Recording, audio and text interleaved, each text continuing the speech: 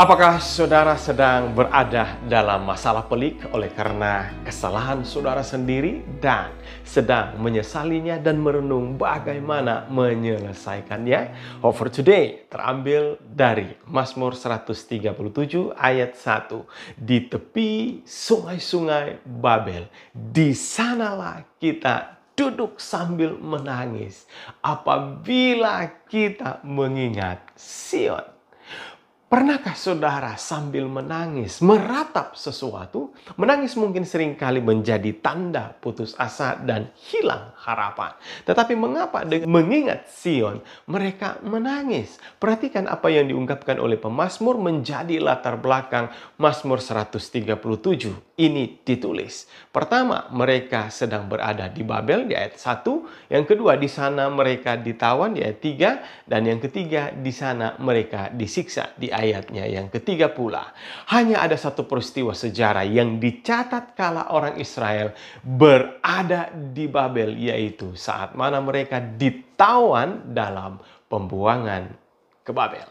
Mengingat peristiwa ini, teks Mazmur 137 ini pun diangkat dan digubah menjadi lagu yang populer dengan judul By the River of Babylon oleh satu grup musik Afro-Amerika, Boney M, di tahun 60-an dan 70-an. Dan Mazmur 137 cukup pendek, hanya terdiri dari 9 ayat saja, tetapi dapat dibagi ke dalam dua bagian. Bagian pertama ayat 1-6 sebagai lamunan nostalgia untuk mengenang peristiwa tragis tatkala bangsa Israel dalam penawanan di Babylon. Bagian kedua ayat 7-9 sebagai harapan akan keadilan Tuhan terhadap Babel yang menawan mereka beserta Edom sekalian. Kembali ke teks ayat 3, dalam situasi ini mereka diminta untuk menyanyikan nyanyian sukacita dari Sion. Dapatkah mereka menyanyikannya? Bayangkan mereka sedang merenung, berduka karena ditawan. Tetapi jika dipaksa untuk bernyanyi dengan sukacita, ini sangat paradoksal.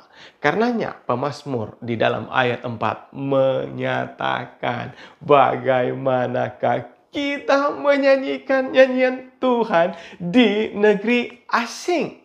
Tetapi ada poin penting lainnya yang harus diingat dalam konteks ini adalah alasan mengapa mereka menangis.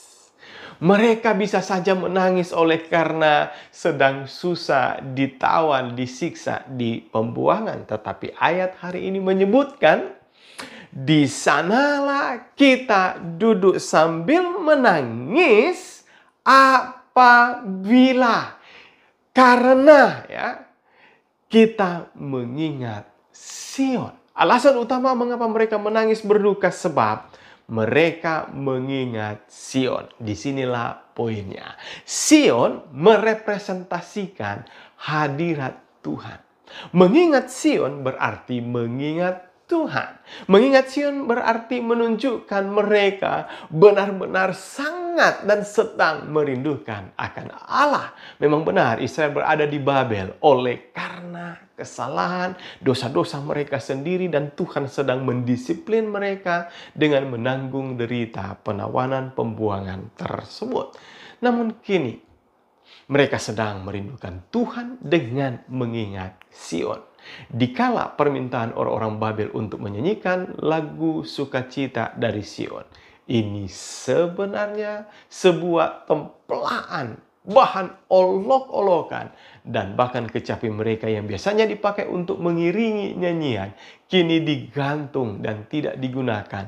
Pasti ini adalah semakin membuat mereka merasa tersiksa. Dalam mengingat Sion, mereka menghadapkan pandangan mereka ke arah Yerusalem untuk kembali membangun harapan dengan mencari hadirat Allah.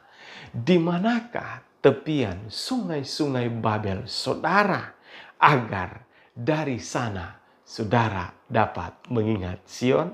Harapan terbaik hari ini adalah mengajak kita yang sedang berada dalam masalah pelik oleh karena kesalahan kita sendiri. Mari arahkan pandangan kita kepada Tuhan. Bangunlah harapan di dalam Tuhan. Carilah rahmat dan ampunannya. Mintalah tuntunan dan pimpinan Tuhan menyelesaikan akan masalah kita.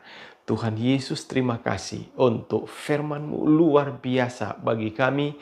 Orang Israel berada di pembuangan oleh karena kesalahan mereka. Mereka sedang duduk dan meratap dan memandang akan Engkau yang ada di Sion. Mereka merindukan Engkau untuk boleh memulihkan mereka.